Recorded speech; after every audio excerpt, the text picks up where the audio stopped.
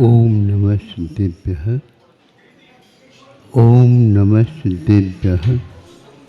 ओम नमः सिद्धेभ्यः। अहिंसा परमो धर्म की। आचार्य गुरुवर श्री कुंद कुंद भगवान की। आचार्य गुरुवर श्री ज्ञान सागर मुनि महाराज की।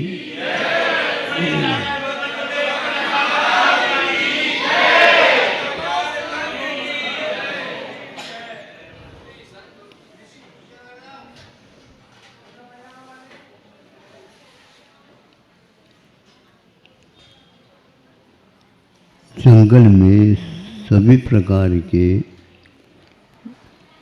पशु पक्षी आदि उपलब्ध होते हैं। कुछ शाकाहारी और कुछ मांसाहारी होते हैं।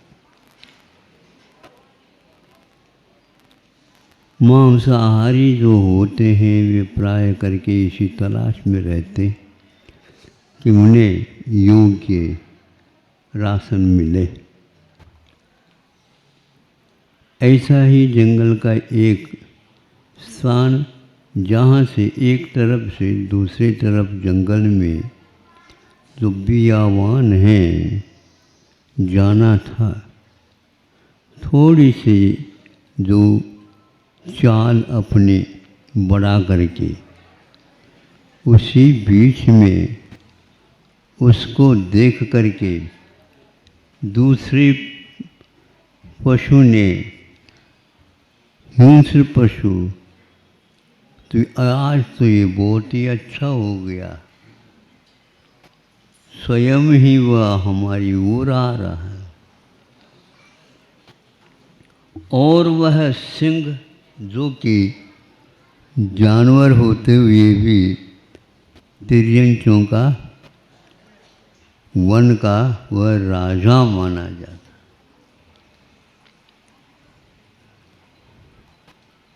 अब वन का राजा माना जाता है तो वह डरने की बात ही नहीं। एकदम जा करके झपट करके उसके ऊपर वह बैठ गया।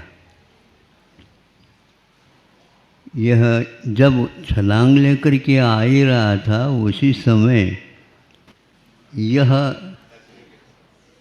आज वनराज के साथ है।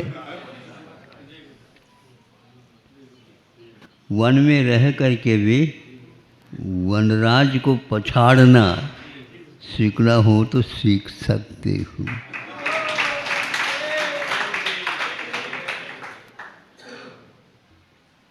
तो वह जो ही झपट करके उसके ऊपर बैठ गया, त्यों ही उसने अपने आप को इस ढंग से बना लिया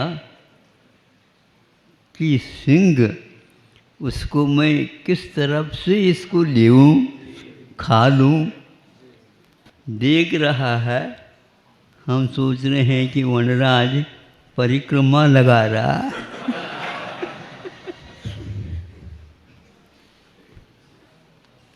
सब कुछ उसने किया, दांव पेच, वह हिला ही नहीं।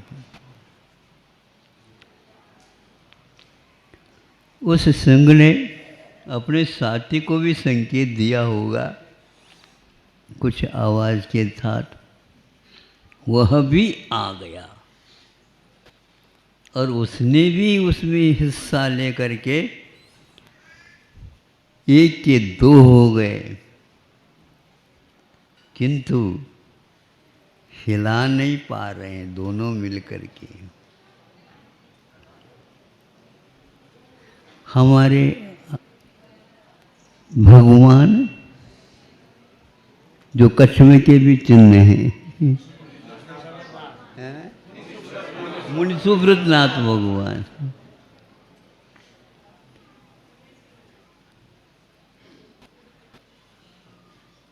तो सब कुछ करके थक गए। सब कुछ करके थक गए और थक गए का अर्थ यही है, हार गए। और शर्म का अनुभव, लज्जा का अनुभव वनराज हो करके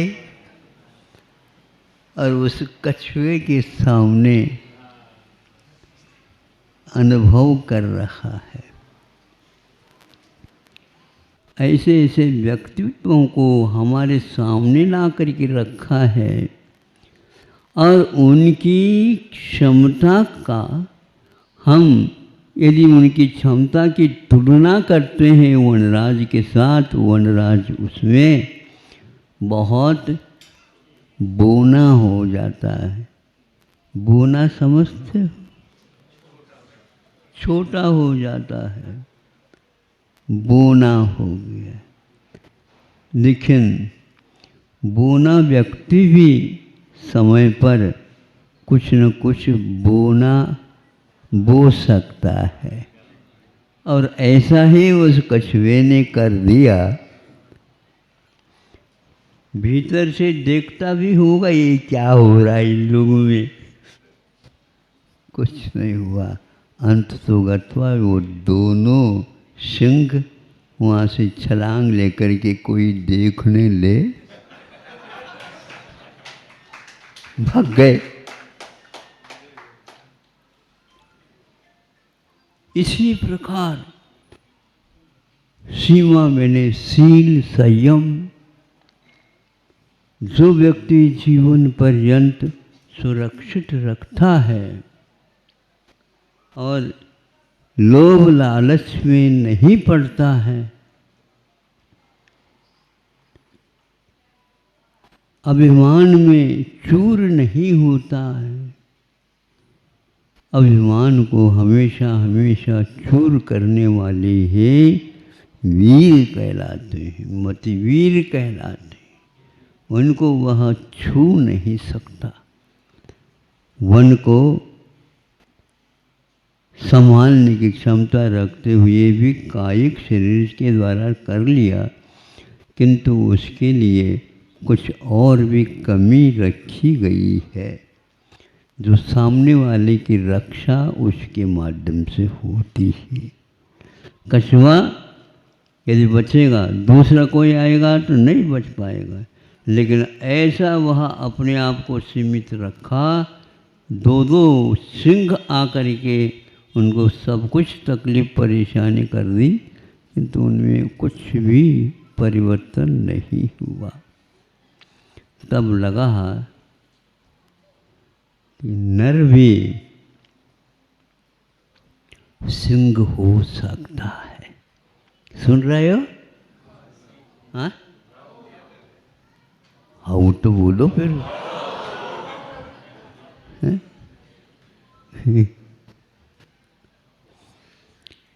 ऐसे लगता है कि आप लोग सब चुनाव की चपेट में हैं। हम हाओ कह दे, कुछ गड़बड़ न हो जाए। सब लोग बजाएंगे, फिर बाद में हम बजाएंगे, लेकिन नंबर जो जिनका बजाने का बाद में आया उसके लिए बाद में बुलाया जाएगा। फिर उस समय क्या करोगे बताओ। लेकिन उस कछुए ने किसी के लिए भी बुलवा नहीं भेजा और सबके सामने सड़क के ऊपर यूं ही दो चले गए सिंह, त्यों ही एक मोटर गाड़ी आ गई। अब तुम भी आओ, तुम तो विदेशी है, तुम्हारा हार निश्चित है। वह ऊपर आकर के खड़ा हो गया, उसकी भार को भी उस कछुए ने सहन कर लिया और हिला भी नहीं, डुला भी नहीं। अनुमान ही नहीं लगाया जा सकता है कि ऐसा भी संभव है। संभव इसी को बोलते हैं तो होने की संभावना रखता है। अवसर समय पर ये सब कुछ घटित हो जाते हैं। इन दो के माध्यम से हमने मतलब एक लेख पढ़ा था, उसी में ये दो शेर रखे गए और ये भी रखे गए। ये बहुत अच्छा है, हमारा 15 मिनट का काम हो जाएगा। 15 मिनट का ही काम नहीं कि आप इसको देख करके सोच सकते हैं कि हमारे पास कौन सी शक्ति विद्यमान है। शील, संयम, मर्यादाओं का पालन करने वाले के पास कितनी संपदा इकट्ठ हो जाती है, वह खाता खाता भी पूर्ण नहीं खा पाता। और यहाँ से ऊपर जाएगा, वहाँ पर भी और कुछ ही नहीं, पहले से ही सेवा चाकरी खड़ी है। वहाँ के बाद भी यहाँ पर पुनः आना है, बचा कुचा नहीं, बहुत है अभी अपार। और वह महा विभूतियाँ यहाँ पर मनुष्यों के बीच में रह करके इस प्रकार के अपने आत्मा के शक्ति वैभव को दूसरे के सामने दिखाते हुए अपने जीवन को व्यतीत करते हैं। ऐसे महापुरुषों को हम हमेशा हमेशा याद रखें और उनके माध्यम से हम प्रेरणा लें और उस प्रेरणा से उन्हीं जैसे बनने का हमें वह स्वप्न आ जाएगा। क्यों नहीं आएगा, हमारे पास भी एक क्षमता विद्यमान है। यह कछुए को याद है, नहीं तो बहुत जल्दी वह भग जाए, भगते ही उसको मार देंगे वो लोग। लेकिन वह ये इनको पहले भगा दो, फिर बाद में अपने को चलना ही है, हमें भगना नहीं। हमारे पास ये कवच है और इसका काम बहुत और हैं। ऐसे उदाहरण इसी कछुए को लेकर के हम और दे सकते हैं, लेकिन आज तो इतना ही पर्याप्त। अहिंसा परमो धर्म। स्मृति वर्तमान में होती है, किंतु वर्तमान का अनुभव नहीं करती। स्मृति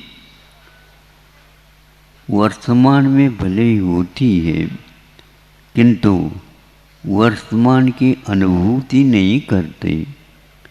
वर्तमान के अनुभव से अतीत में ले जाती है, स्मृति कहलाती है।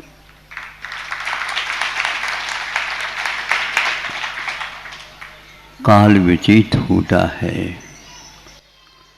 काल के निमित्त से परिणम्य होता है। चुटकी बजाते बजाते ही यह काल चला जाता है, स्मृति रह जाती है। स्मृति रह जाती है। सब लोग 56 वर्ष पूर्व को याद कर रहे हैं और बैठे हैं चंद्रगिरी पे।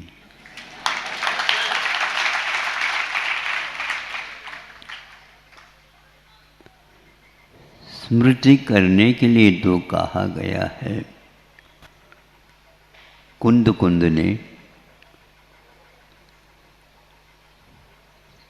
दीक्षा तिथि मनाने के लिए कहा है, या दीक्षा तिथि याद करो।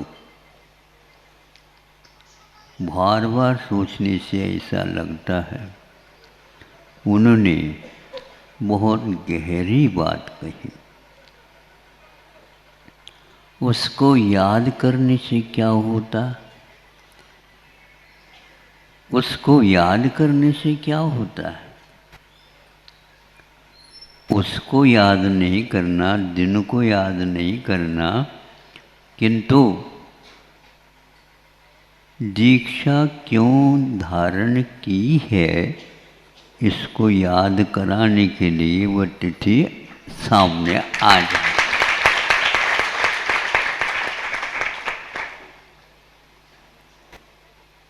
घर में प्रवेश करने की बात आती है, कहीं जा कर के लौट करके आने की बात आती है, किंतु दीक्षा लेने के उपरांत लौटने की बात नहीं आती है।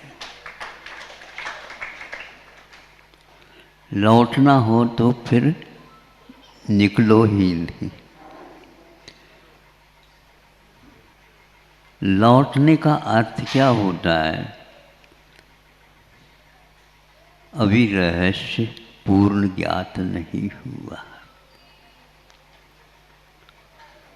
तो इसलिए दीक्षा, गुरु जी कहा करते थे, दीक्षा ली जाती है, दीक्षा दी नहीं जाती है। दीक्षा ली जाती है, जब लेने के लिए तैयार हो जाता है, हमारा आशीर्वाद है, दृढ़ता के साथ इसका पालन करो। तो दीक्षा दी जाती नहीं, दीक्षा ली जाती है और पद दिए जाते हैं यथा योग्यता।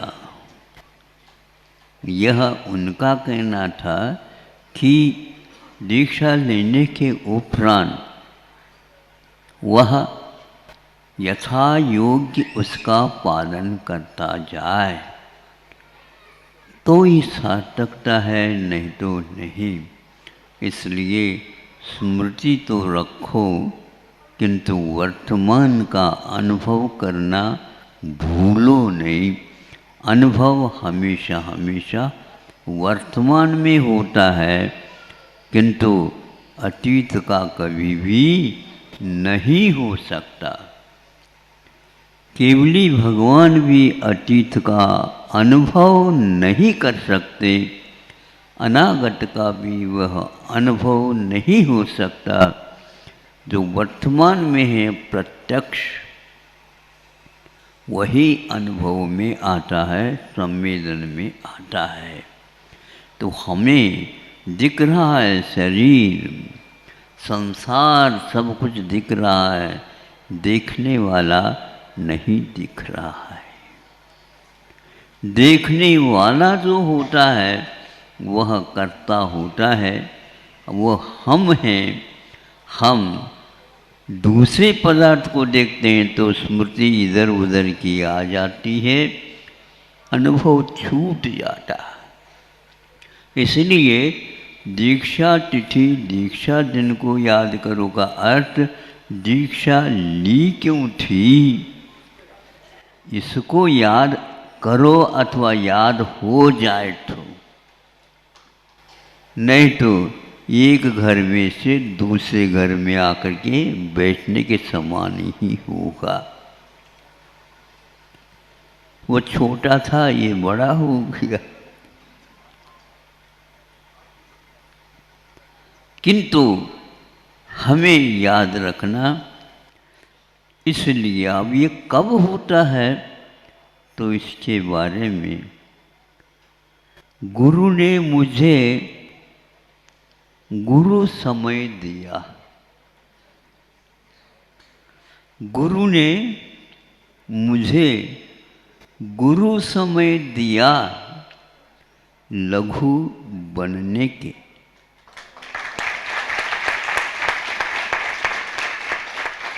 हम अपने आप को बड़े मानते थे और दुनिया मानती है अपने आप को बड़े।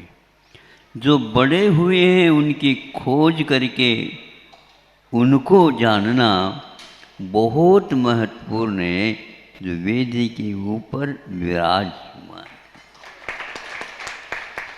उनके पास क्रोध, मान, माया, लोभ नहीं है, इसलिए उनकी स्थापना हुई है। और जंगल में रहा करते थे मुनि महाराज, तो वहाँ पर कौन, बिंब भी नहीं और बिंब को स्थापित करने वाला भी नहीं, कोई भी नहीं। तो चूंकि बिंब को याद करने का अर्थ यह है जहाँ कहीं भी प्रत्यक्ष में विद्यमान है उनको हम नमस्कार करते हैं। 3 बार वंदना करते समय यही संकल्प लिया जाता है। तो गुरु ने मुझे गुरु समय दिया है लघु बनने के लिए। उन्होंने पद दिया है इसका निर्वाह करना। इसका निर्वाह यदि हो गया क्षमता के अनुसार अवश्य ही तुम पुनः लघु बन जाओगे। साधु बने बिना सलेखना नहीं होती। जिस पद को लिया है वह कर्तव्य करने के लिए है, दायित्व का निर्वाह करना है। किंतु वह पद कब तक? जब तक चलते हैं तब तक ठीक है, चलाते हैं तो ठीक है। चलने में गति बिगड़ने लग जाए और चलाने में खींचना होने लग जाए। खींचना समझते हो? यदि उनको ले आओ, वो नहीं आता, खींच करके ले आओ। तो यहाँ पर खींचना तानी नहीं होना चाहिए। अपने अपनी उन्नति के लिए हमने ये पद, बहुत बड़ा पद स्वीकार किया है।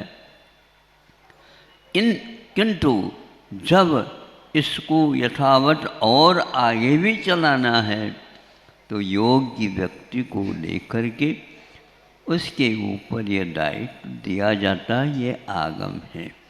यह हमेशा हमेशा याद रखने के लिए कहा कि वर्गीकरण काल का, उम्र का होना चाहिए।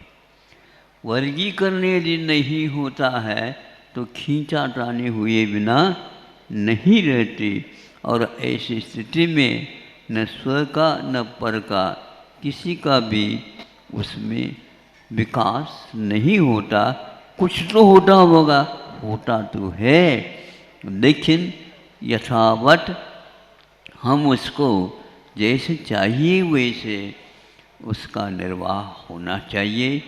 इसलिए आचार्य गुरुवर ने आज स्वयं लघु बन करके अपने भीतरी शक्ति को विकसित किया है। लघु बन करके ही हम बड़े बनेंगे। बनाया जा सकता बना, किंतु कर्तव्य करना होता है और कुछ नहीं होता। ट्रेन चलती है, सामने तो उसका संचालन करने वाला चालक बैठता है,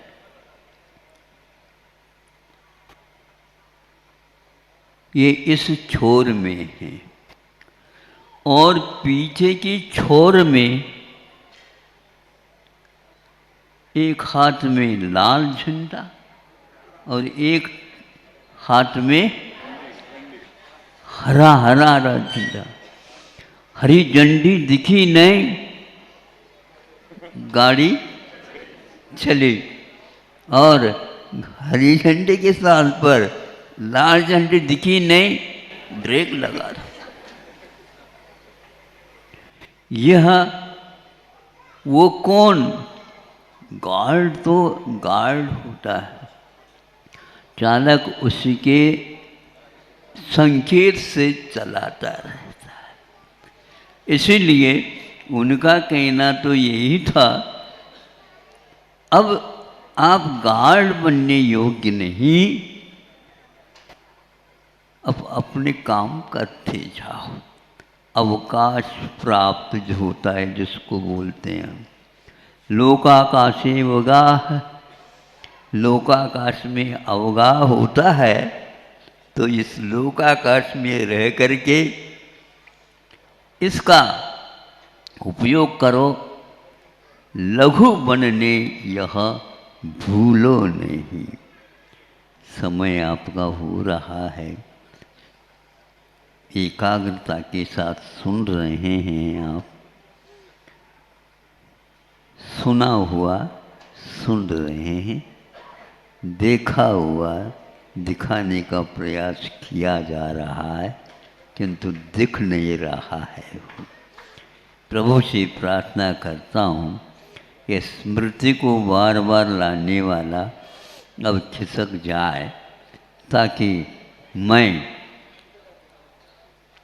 स्मृति का अर्थ दूसरा भी होता है, शास्त्र होता है, और उसको याद करो। उसमें भी वही है जो हमने बताया अभी, वो भी याद किया हुआ लिखा हुआ ही है। वह भी एक प्रकार से फलक है जिसके ऊपर लिखा हुआ है। जो हम संकेत को देखते हैं और संकेतित को फिर बाद में वहन कर लेते हैं या उसका पालन करते हैं। संकेत लिखा हुआ है यहाँ पर, उसको देख लिया। संकेत किसकी ओर है? इस रास्ते की ओर है, उस रास्ते की ओर नहीं। बस यह आगम कहलाता है। आगम वाक्य हमें मिले और लघु बनने ये कभी भी हमें किसी को भी भूलना नहीं है। भगवान हम लघु से लघुतर लघुतम बने, इसका अर्थ बहुत रहस्यपूर्ण है। लघुतर लघुतम बने, लघु का अर्थ होता है छोटा, किंतु दूसरा अर्थ होता है लघु मैंने हल्का हल्का हल्का। जैसे पहले गुरु भारी पूड़ी डाली कच्ची और बहुत अच्छा घी भी है, पहले सर्वप्रथम भारी होने के कारण वह गोता खाता है, कड़ाव में नीचे जा करके और बह रह जाता है। फिर इसके उपरांत आप लोग ऊपर से भी उसके ऊपर घी डालते रहते, अभिषेक करते हैं उसकी। फिर बाद में वह अपने आप ही ऊपर कैसा आ जाता हमें बता दो। वो तो कच्चा डाला गया था, नहीं समझे, पतला हुआ था, कुचला हुआ जैसा था। अब वह फूलता हुआ आ गया ऊपर। कब आया? हल्का जब बना, पानी पूरा जल गया। बस हमें भी गुरुजी ने इसी उद्देश्य को लेकर के पहले कच्ची पूड़ी को उसमें डाल दिया। बहुत समय तक डलता है, फिर बाद में उसको निकाल देता है, तो वह हल्का होता है। तो वह हल्का का अर्थ एक प्रकार से परिपक्व जिसको बोलते हैं। हल्का का अर्थ फुल्का है, हल्का और फुल्का। तो फुल्का का अर्थ क्या होता है? अच्छा लगता है। लेकिन फुल्का बनना चाहते हो तो हल्का बनो और कच्चेपन को छोड़ दो। अपरिपक्व दशा हमेशा हमेशा हमारे लिए जो बहुमूल्य वस्तु है उससे दूर रख लेती है। गुरु जी के वचनों के रहस्य समझना बहुत कठिन है, इसलिए हमें उन्होंने कम से कम कितना समय दिया तो वह अपने पूर्व कर्म के कारण ही, किंतु इन लोगों ने सुना या देखा या पढ़ा होगा, आज तक मुझे याद नहीं करता कि आज 56वां है। आप ही लोग याद करते रहो और हमें स्मृति दिलाते रहो। कर लिया, आपको भी करना है तो कर लो। तो इस प्रकार हमें हल्का होना है पूरी की भांति, किंतु उस कड़ाह में डला हुआ जो घी है उसको सहन करना पड़ेगा, तभी आप इस प्रकार के व्यंजन को प्राप्त कर सकते हैं। ज़्यादा न भूल करके इतना ही आज आपके सामने रखा है, जैसा आगे का होगा पता नहीं। आज तो भगवान ने हमें ये याद दिलाया कि गुरु जी ने भी इसी प्रकार का कार्य किया था, ये बहुत महत्वपूर्ण है। आचार्य पद को ग्रहण करके आचार्य पद का विमोचन यानी दूसरे की ऊपर दे करके अपने आप को कर्तव्य की ओर ले करके गए। वह संलेखना काल पुण्यतिथि मानी जाती है, उसको हम याद करते हैं बार बार। दीक्षा का तो हो चुकी है, लेकिन संलेखना के बारे में बहुत ही महत्वपूर्ण और बिल्कुल निर्विकार, और वह हल्का फुल्का हो जाता है। वही व्यक्ति अपने आप को याद कर सकता है, नहीं तो अपने को याद करना बहुत कठिन होता है। उसको याद करने वाले जितने हैं उनको ही हम याद कर रहे हैं, उनको ही हम बार बार कह रहे हैं। जैसे आपने हमारे लिए कहा है इस प्रकार कार्य करना, तो ये आपका कर्तव्य है हमें याद दिलाना, ताकि हम आपके अनुकरण कर सके। अहिंसा परमो धर्म की जय। अहिंसा परमो धर्म की। आचार्य गुरुवर श्री ज्ञान सागर मुनि महाराज की।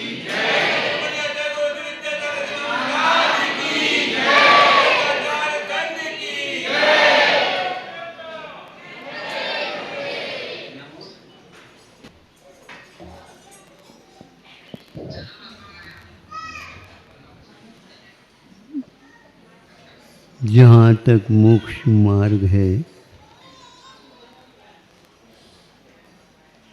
लोगों की धारणा है बहुत कठिन है, हम लोगों के वश की बात नहीं है। धुरंधर ज्ञाता दृष्टा जो होते हैं वही इसको पा सकते हैं, बाकी हमारा नहीं। किंतु ये भूल भरी बात है, क्योंकि मुझे यदि बोलना नहीं आता है तो मोक्ष मार्ग कहता है कोई बात नहीं। दूसरों की आलोचना करने के विषय में आप कुछ भी नहीं बोलो तो मोक्ष मार्ग आपका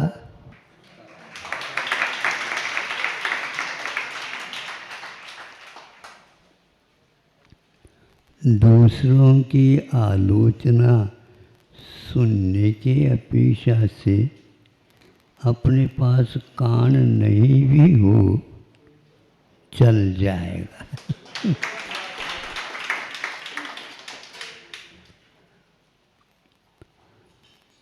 और क्या है आप लोगों के पास?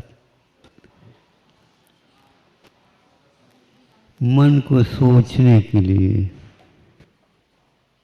मन के द्वारा सोचते हैं तो ऐसा लगता है कि बहुत कठिन है। आप सोचना ही बंद कर दो, कौन पूछने वाला है आपको। ये सोचने से ही मार्ग गड़बड़ हो रहा है।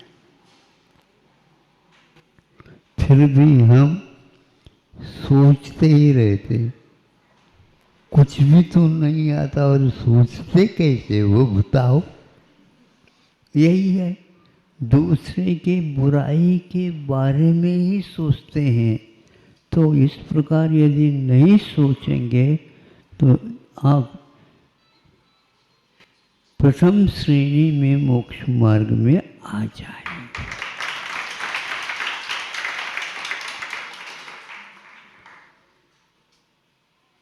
इस प्रकार मान लो हाथ है लेकिन बहुत गड़बड़ करता है, दूसरे को चाटा दे देता है, वो करता ये करता है।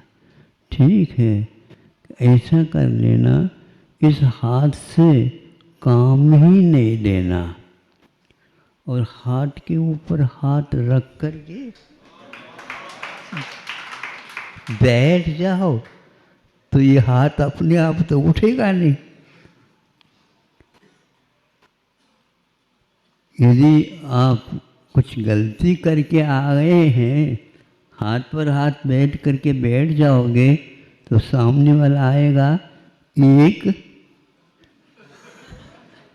मान लो गाल के ऊपर थप्पड़ दे देता है तो बिना बोले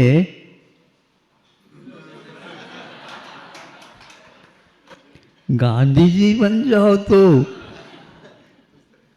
आप संसार में प्रसिद्ध हो जाओगे। उनके पीछे महात्मा लगाने लगे, उनको मैं हूँ, बस इतना ही, महात्मा मैं नहीं हूँ। इसीलिए तो लोग आपको महात्मा कहते हैं।